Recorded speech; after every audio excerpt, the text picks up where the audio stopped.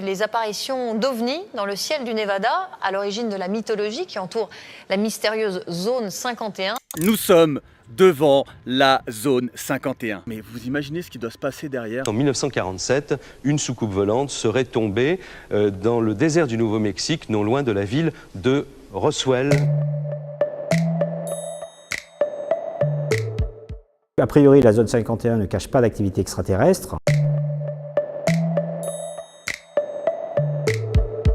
Par contre, pour tout un tas de groupes qui se sont emparés de cette histoire et de l'histoire plus large qui sert de socle, l'affaire de Roswell, si la zone 51 est le lieu où l'armée cache ce qu'elle a découvert autour de l'affaire de Roswell et des visites extraterrestres sur Terre.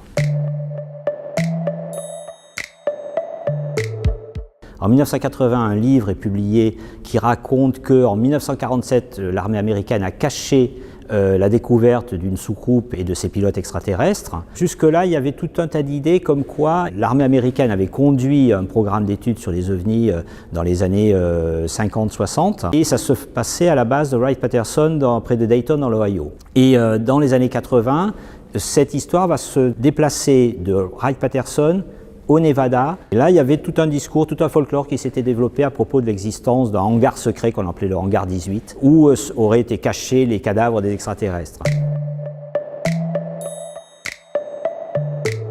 Ce qui s'était passé en 1947 près de Roswell dans le Nouveau-Mexique, donc c'était des débris d'engins volants qu'on avait retrouvés au sol. À l'époque, ça avait été expliqué comme étant les débris d'un ballon-sonde.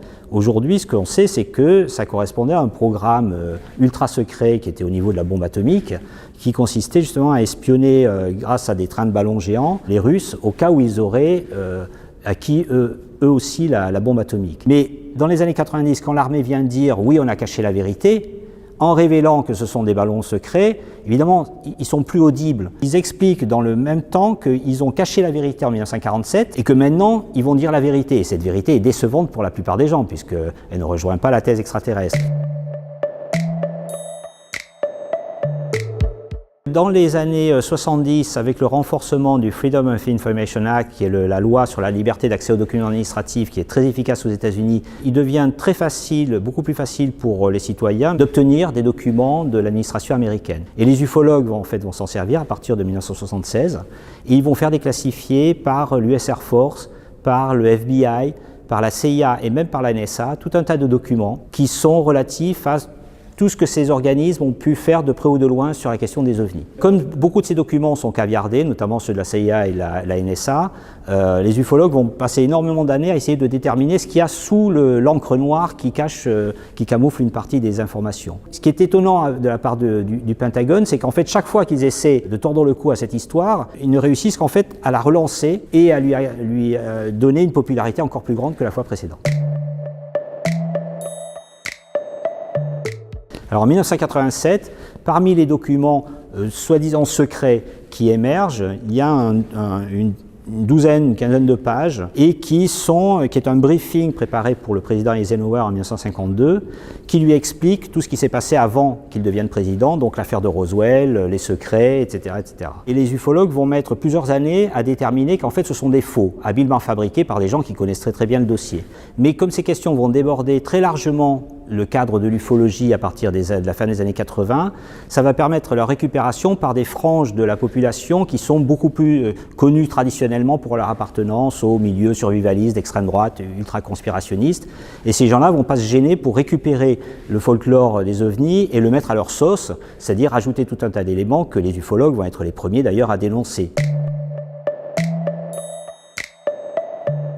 Alors en 1995, toutes les histoires autour de Roswell, de la zone 51, vont en fait émerger dans le grand public de façon au niveau mondial grâce à une vidéo qui est diffusée par Ray Santilli, qui est un producteur anglais. Alors la vidéo montre l'autopsie prétendue d'un extraterrestre qui aurait été récupéré à Roswell. Bon, là pareil, des enquêtes vont montrer que c'est un faux, et puis des années plus tard, celui qui a fabriqué le mannequin va expliquer comment il s'y est pris. Grâce à la série X-Files qui avait démarré un an plus tôt, et qui va récupérer toutes ces histoires, X-Files va permettre tout au long des saisons de la série d'implanter tous les détails sur cette histoire dans la mémoire collective. Ce qui fait qu'aujourd'hui, à peu près tout le monde a entendu parler des éléments principaux de l'affaire de Roswell et des autres éléments qui tournent autour de ce folklore. Les documents qui concernent en fait tout ce qui est recherche technologique, qui ont notamment la base 51, la zone 51 comme base principale, ça concerne de la haute technologie aéronautique. Donc là, il y a une tradition de secret maintenue même auprès des membres du Congrès qui votent ces budgets. Donc on imagine mal que cette partie du réseau qui dirige les États-Unis révèle ces secrets.